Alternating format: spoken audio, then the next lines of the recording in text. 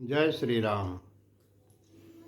जब हमारा मकान बिक गया और हमारे पिताजी को जब पता लगा तो वो हमको बहुत अंड-बंड कहने लगे और वही पाठक जी से कहने लगे कि बहुत नालायक है, विचार विमर्श भी नहीं किया, कौड़ी के दाम में मकान बेच दिया, अब उसका ज़िंदगी में कभी मकान नहीं बनेगा। ये बात उन्होंने हमसे, देखिए, जिसका जितना ज़्यादा मोह होता है अपने पुत्र से, वो उतना ही कठिन बात बोलता है, क्योंकि उसको ये चिंता होती है, वो बहुत ज़्यादा टाइट करना चाहता है। उसको ये चिंता होती है कि कहीं ये उल्टा सीधा न कुछ कर डाले और ज़िंदगी भर दरिद्र रह जाए। तो इस बात को मैं समझता था कि पिताजी मोहवश इतना कड़ा बोलते हैं। ये बात मेरे समझ में आती थी। तो पाठक जी से उन्होंने कहा कि अब उस नालायक का कभी मकान नहीं बनेगा। तो पाठक जी ने कहा, नहीं, ऐसा नहीं है, मैं भी कह रहा हूँ उसका मकान बन जाएगा और वो 27 जनवरी को अपने मकान में चला जाएगा। तो जब हम पाठक जी के यहाँ गए, हमके चाचा जी आप कह तो दिए कि उसका मकान बन जाएगा और 27 जनवरी 1999 था, 1999 को अपने मकान में चला जाएगा। ये बात उन्होंने जुलाई 98 में कहा था और 27 जनवरी 1999 में मकान में जाने के लिए भविष्यवाणी कर दिया। हम क्या आप कह तो दिए, लेकिन मेरे पास जानते हैं कुछ है नहीं।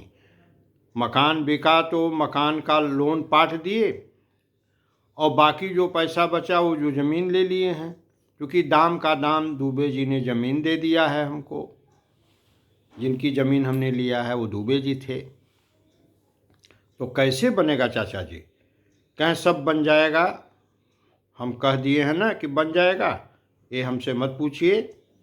जिसके यहाँ जाएंगे वो आपको पैसा तगादा नहीं करेगा, आप धीरे धीरे दे देना। तो कुछ हम सोसाइटी से लोन लिए, 6-7 हज़ार रुपया मेरे पास था और हमने मकान शुरू किया। तो सीमेंट के एक कारोबारी थे, उन्होंने हमको ललकार दिया था कि जितनी सीमेंट की आवश्यकता होगी आप पंडित जी ले जाइए, मकान बनवाइएगा, धीरे धीरे पैसा हमको दीजिएगा। उसके बाद हमको बाकी सामान, बिल्डिंग मटेरियल वाले उस समय बड़े शरीफ आदमी थे, कहे कि ठीक है, हमको देखिए 2 कमरा हमको बनवाना है और लैट्रिन बाथरूम, और अगर आप मदद कर दीजिएगा तो बन जाएगा, नहीं तो फिर भाई अब नहीं बन पाएगा। लेकिन ऐसा कुछ संत की कृपा कहिए, भगवान की कृपा कहिए, मकान 2 कमरा बन करके तैयार हो गया। तो जब मकान 2 कमरा बन करके तैयार हो गया तो हमने पंडित खोज रहे थे कि इस बार भाई ठीक से पूजा पाठ हो जाए। तो जो है,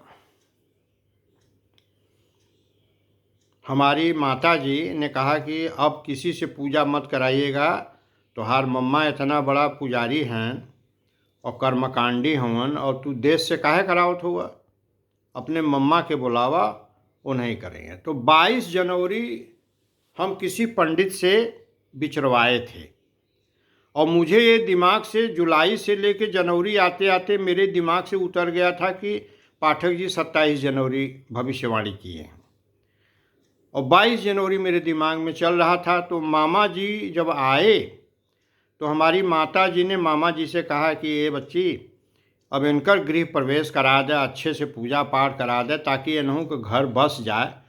एक जगह से उजड़ चुकल हुन, अब कम से कम इनका घर बस जाए। माता का मोह। तो मामा जी कहे कि बहुत अच्छी साइत हो बच्चा, 27 जनवरी को।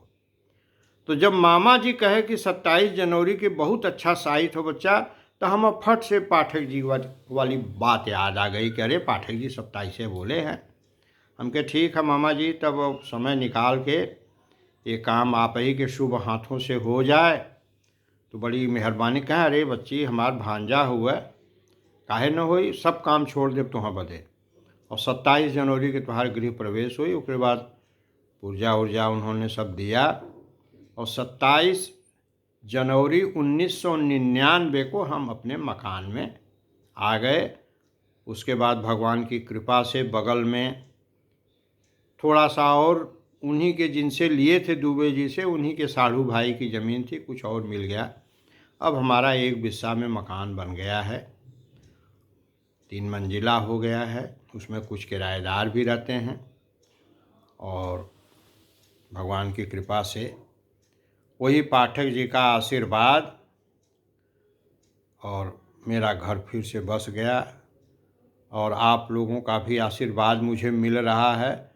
वही कहानियाँ मैं भरसक कोशिश करता हूँ कि किसी तरह की उसमें कोई मिलावट न होने पावे और मैं सत्य बोल सकूं। जय श्री राम, जय श्री राम।